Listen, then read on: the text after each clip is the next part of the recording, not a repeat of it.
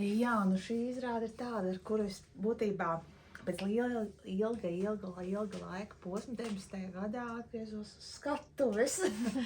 un tas arī sanāca tā gluži netīšām, jo bija meitene, kas nevarēja to brīdi spēlēt to lomu, un tad Ingmārs man piedāvāja nejauši, un tad es nejauši arī nokļūst tās skatuves, un īstenībā pat neparedzot kaut kādā mērā, cik daudz rezultātā ar šo lomu es gan pati sev atklāju, gan kā aktrise, gan arī kā tīri cilvēks, jo materiāli, tad, kad Mrožeka izlasa pirmo reizi, tur tev vispār liekas, tu neko nesaproti.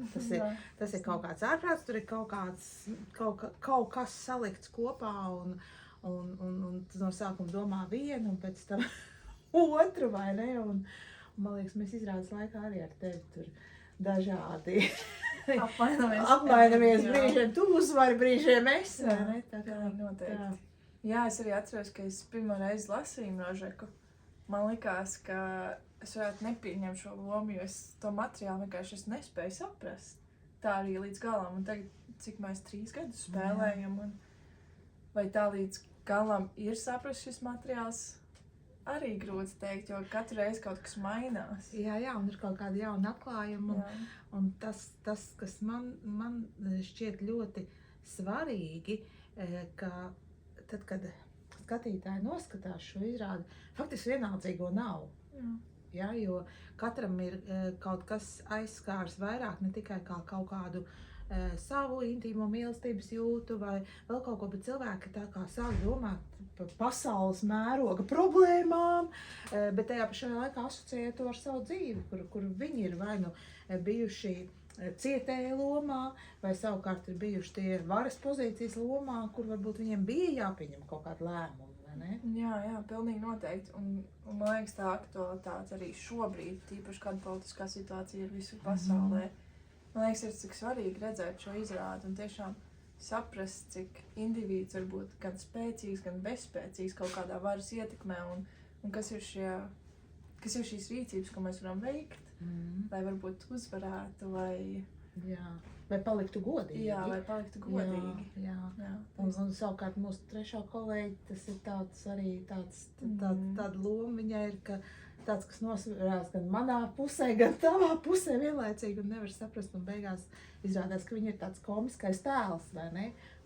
It kā dzīvē taču arī liekas, ka cilvēki, es palikšu tur neitrāls, nepievērsīšos nevienam, un šī izrāda tā kā parāda, ka tas cilvēks, kas nav izlēmīgs, viņš nav ne ļauns, ne labs, bet beigās viņš izrādās, tāds komisks pamuļķis, vai ne?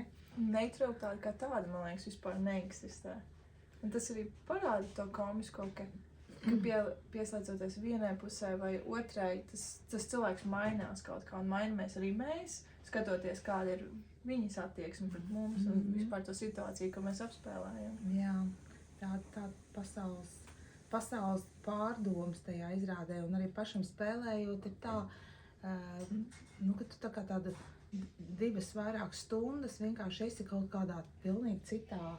Tu esi izrauts no savas ikdienas ārā, tu esi tajā vietā ar tām problēmām, un jā, tas laikam ir ļoti svarīgi, kad ir tā sajūta, ka tu pilnīgi esi projām, un ar to savu izrādi, ar to, ko režisors ir Ingmārs uzlicis kā režijas elementus dažādus izrādē, ka mēs gan pavēstam gan ar savu aktieru spēli, gan arī šo kustībām un vispār jau, kas izrādē to lielo mesidžu, ko mēs gribam noteikt pasaulē.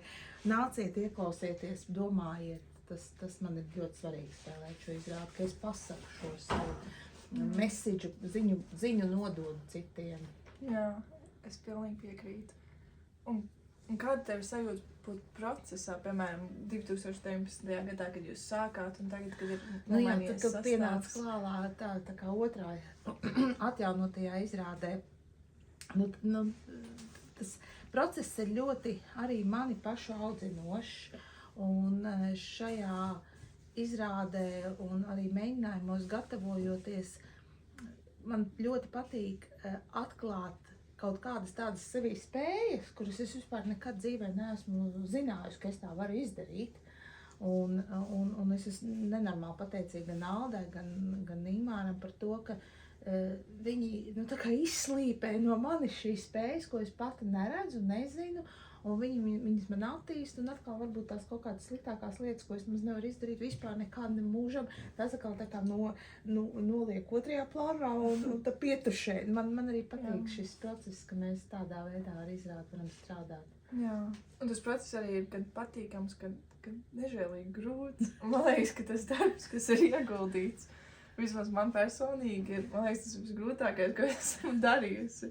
Jā, Bet man studijas nav bijušas. Bet vakar, es tagad atbraukus arī uz 2 dienām no Zviedrijas uz Angliju, un mums ir mēģinājumi, un mēs tur beigos plānu saklām, kā tur varētu to izdarīt, un rezultātā laiks nepietiek, un mums šī izrāde ir gatava, bet vienalga man gribētos mēģināt vēl to un šito, un nezinu, kaut kādu nedēļu vēl sataisīt to izrādi, nu tā, bet viss jau nevar vienmēr pateikt, tā kā būs jārada uz vietas, vai ne? Jā. Bet es domāju, ka būs interesanti. Un es iesaku visiem, kuriem ir iespēja atnākt, paskatīties tomēr, un tad saņemt to no izrādes, kas skatītājiem pašiem ir nepieciešams tajā brīdī. Liekas, ir tāds svarīgāks. Jā.